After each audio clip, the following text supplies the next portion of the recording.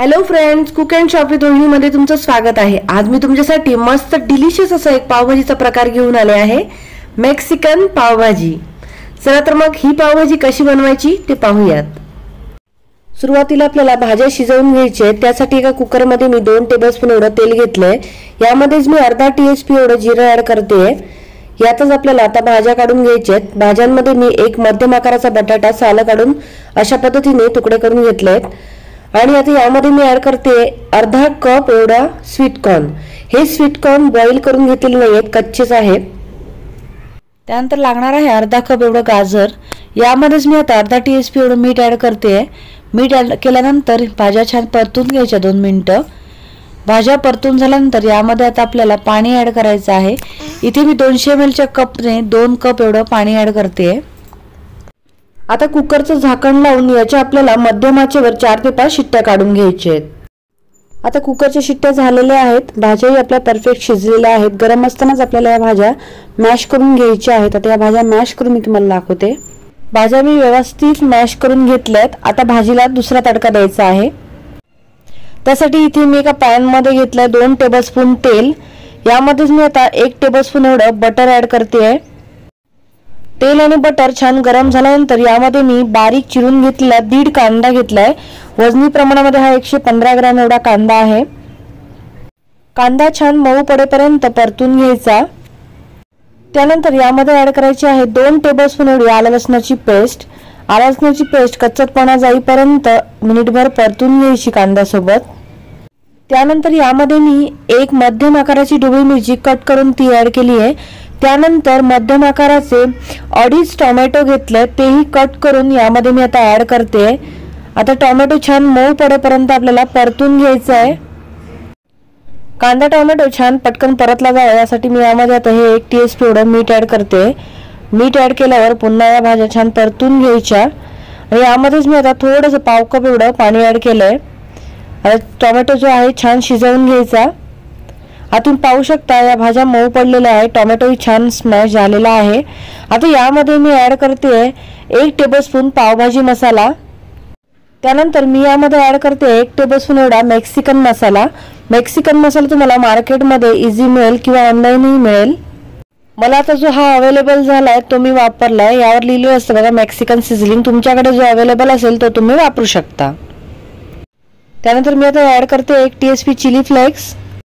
आता हे मसाले छान मिक्स करून घ्यायचे। मसाले छान परतून झाल्यानंतर यामध्ये आता मी ऍड करते 2 टेबलस्पून एवढी चिली पेस्ट। ही चिली पेस्ट कशी बनवायची हे मी पहिल्या माझ्या पावभाजीच्या व्हिडिओमध्ये दाखवलेलं आहे, ते तुम्ही पाहू शकता। ही चिली पेस्ट सुद्धा छान परतून घ्यायची आहे मसाल्यांसोबत। जेवढे तुम्ही हे मसाले छान परतून घ्याल ना तेवढी पावभाजीला छान टेस्ट येते। मसाले व्यवस्थित मिक्स करून झाल्यानंतर मी आता यामध्ये ऍड करते आहे 3 tablespoon tomato ketchup. Tomato ketchup मसाल्यांसोबत थोडासा मिक्स करून घ्यायचा आणि यामध्ये आता आपल्याला थोडंसं पाणी ऍड करायचं आहे। मी इथे आता हे पाव कप एवढं पाणी ऍड केलंय। पाणी ऍड केल्यानंतर पुन्हा ही भाजी आपल्याला व्यवस्थित मिक्स करून घ्यायची आहे। मिक्स करून घेतल्यानंतर अशा पद्धतीने मॅशरने मी इथं पुन्हा व्यवस्थित मॅश करून घेते। आता इथे मी राजमा घेतलेला आहे। मेक्सिकन पावभाजी राजम्याशिवाय कंप्लीट होत नाही।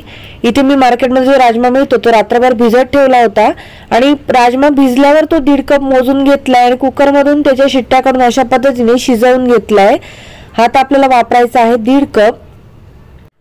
राजम्यासाठी मी जवळजवळ 4 ते 5 शिट्ट्या मध्यम आचेवर करून घेतल्या। त्यानंतर हा राजमा व्यवस्थित शिजलाय। मार्केटमध्ये जो अशा पद्धतीचा लाल राजमा मिळतो हा मी वापरलाय। शिजवून घेतलेला राजमा या मसाल्यांसोबत छान अगदी मॅश करून घ्यायचा।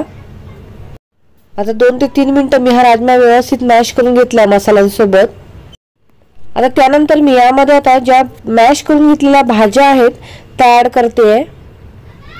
परतवून घेतलेले मसाले, राजमा, शिजवून घेतलेल्या भाज्या हे सर्व आता छान एकजीव करून घ्यायचं, व्यवस्थित मिक्स करून घ्यायचं। मिक्स करून घेतल्यानंतर सर्व भाज्या मसाले एकजीव होण्यासाठी मॅशरने पुन्हा एकदा मॅश केलं पाहिजे। म्हणजे हे जे आपण जे स्वीटकॉर्नचे दाणे वापरले ते दिसले नाही पाहिजेत भाजीमध्ये। आता मी छान मिक्स करून घेते, मॅश करून घेते। आता या स्टेजला आपल्याला भाजीची कन्सिस्टन्सी बघायची आहे। खूप जाडसर भाजी वाटत असेल तर थोडं थोडं पाणी ऍड करायचं। आता इथे मी पाव कप एवढं पाणी ऍड केलं आणि पुन्हा ही भाजी मी व्यवस्थित एकजीव करून घेते। आता तुम्ही पाहू शकता भाज्या अगदी व्यवस्थित एकजीव झालेल्या आहेत, भाजीला व्यवस्थित अशी कन्सिस्टन्सी आलेली आहे। आता या स्टेजला आपल्याला मीठ टेस्ट करायचं आहे, जर कमी वाटलं तर यामध्ये थोडंसं ऍड करायचं आहे। मी थोडंसं मीठ ऍड केलंय। मीठ ऍड केल्यावर भाजी पुन्हा एकदा मिक्स करून घ्यायची। भाजीला आता छान अशी उकळी आलेली आहे। आता यामध्ये मी पाव चमचा एवढा लिंबाचा रस ऍड करते। लिंबाचा रस ऍड केल्यावर भाजी पुन्हा एकदा थोडीशी मिक्स करून घ्यायची। आता शेवटी वरून बारीक चिरून घेतलेली कोथिंबीर आणि भाजीचा रिचनेस वाढवण्यासाठी थोडंसं एक्स्ट्रा बटर आणि ही आता आपली यम्मी डिलिशियस अशी मेक्सिकन पावभाजी खाण्यासाठी तयार आहे। या भाजीसोबत खायला पाव कसे फ्राय करून घ्यायचे ते मी आता तुम्हाला दाखवते। इथे आता गरम तव्यावर आपल्याला घ्यायचं आहे थोडंसं बटर, त्यानंतर थोडंसं तेल, यावर थोडासा पावभाजी मसाला स्प्रिंकल करायचा, त्यानंतर थोडासा मेक्सिकन मसाला स्प्रिंकल करायचा, त्यानंतर थोडीशी हिरवी कोथिंबीर बारीक कट करून आणि यावर आता आपल्याला मधून कट करून घेतलेले पाव आपल्याला अशा पद्धतीने फ्राय करून घ्यायचे आहेत। अशा पद्धतीने पाव दोन्ही बाजूंनी व्यवस्थित भाजून घ्यायचे। आता हे पाव दोन्ही बाजूंनी छान भाजून झालेले आहेत। आता हे पाव रेडी आहेत, मी काढून घेते प्लेटमध्ये। तुम्ही ही रेसिपी नक्की बनवा आणि असेच पावभाजीचे वेगवेगळे प्रकार पाहण्यासाठी अजून जर तुम्ही माझ्या चॅनलला सबस्क्राइब केलं नसेल तर लगेच सबस्क्राइब करा। तुमच्या फ्रेंड्स फॅमिली सोबत शेअर करायला विसरू नका। भेटूयात पुढच्या पावभाजीच्या नवीन प्रकारासोबत। तोपर्यंत धन्यवाद।